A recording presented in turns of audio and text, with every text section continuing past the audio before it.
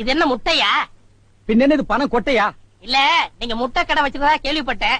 நான் முட்டை சாப்பிட்டு ரொம்ப நாளாச்சு. ஒரு முட்டை ஒண்ணு கடை கொடுங்களேன். முட்டை சாப்பிடுறியா? உன் வாயில எல்லாம் முட்டை சாப்பிட கூடாதுடா. விஞ்ஞான ரீதியா இதெல்லாம் வெள்ளைக்காரன் சாப்பிடுறது. உன் பார்வை பட்டாலே என் முட்டை எல்லாம் கலர் மாறிடும். அப்புறம் எல்லா முட்டைக்கும் உட்கார்ந்து நான் பெயிண்ட் அடிக்கணும். அங்க போய் நில். படுவா அங்க இருடா.